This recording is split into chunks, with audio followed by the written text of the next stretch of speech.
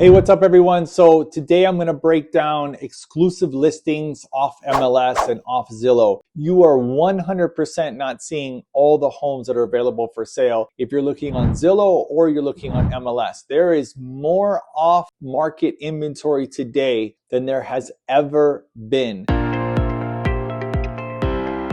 Just me personally, I have close to $100 million in off-market properties, and I'm just one agent. There's a lot of properties out there that are for sale that are not being shown on Zillow or MLS, and I'll explain to you why. I have a lot of sellers that are being very hesitant on putting their property on the market because once you put your property on the market, it then starts to tick off days on the market. And they don't want that. They feel like there's a lot of uncertainty right now in the market. They don't want to put it on the market and they want to wait until the market is on fire. However, you can't sell a property if it's not on the market, like the open market, right? So you're going to get definitely millions of more eyes if it's on the market. I don't necessarily agree with it. In some cases, I do in others. I think it depends on the type of property, and let me kind of explain why. I think there's a lot of people out there that are just holding off. There's uncertainty on as far as putting their property on the market. MLS and Zillow are definitely not showing all the properties on the market. Sellers are just being hesitant, like I said, as to putting their house on the market for those specific reasons. If it doesn't sell right away, they don't want it to show the history that it sat for a month, 2 months, 3 months, 4 months. But here, newsflash, this isn't 2021 where things are on the market for less than an hour and you have 15 offers. This is the real world. This is the way real estate is. Sometimes it takes a week, sometimes it takes a month, sometimes it takes 6 months, sometimes it takes a year to sell a property. And that is reality of selling a property, especially luxury. That is just the way it is. That's normal.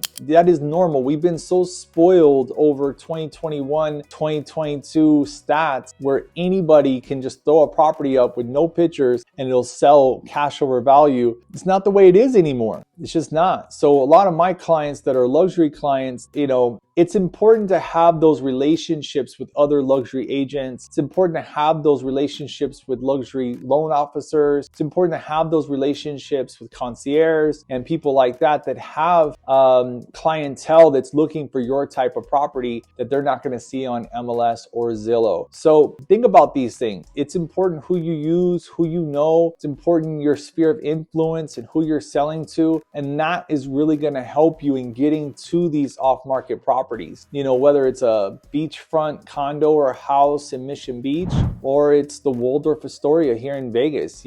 Both places, I can tell you there's properties for sale that aren't on the market publicly. And I think playing coming soon, some agents do this coming soon thing where it's showing on MLS, but it's showing coming soon. It's not on the market, but it is. That doesn't make any sense to me. Either it's on or it's off, I think if a market is on MLS, on Zillow, then I think these people are definitely wanting to sell for a reason, whether it's the 4Ds, right? It's death, diamonds, diapers, and divorce. One of those reasons, somebody's moving. Real estate will always continue regardless of how the market is. Then you have sellers that are like, I'd sell if I got my price, and those transactions happen fewer and far between, but they do happen. I have been privy to those transactions where I represented both sides on an off-market transaction because I did have a buyer that was looking for a specific property and I did have a seller that had that property, and it just so happens that it was a match. Now remember, that happening doesn't happen often, but it does happen. For me, it happens maybe once or twice a year, so it's okay. Most agents that deal in the cookie cutter homes probably never happens, but it's all about dealing in that area of expertise and having those buyers and having those sellers in your sphere in the area that you operate in real estate. So for instance, if I only operated, let's say, in industrial land, then I'd be the industrial land guy. People would come to me for industrial land, and I knew I had off-market industrial and so on and so on. I actually have about 200 acres of off-market land. If somebody's looking for land, I have everything from commercial to entitled lots to industrial to residential, you name it. And I have opportunities where the sellers will carry notes, will do JVs and things like that. So, I think it really comes down to the agent that you're dealing dealing with and the access that that agent has to off-market properties. So I think when you're choosing an agent, and I know this sounds like a really sales pitchy, but I think when you're choosing an agent, it's important to choose someone that's just not in the market, or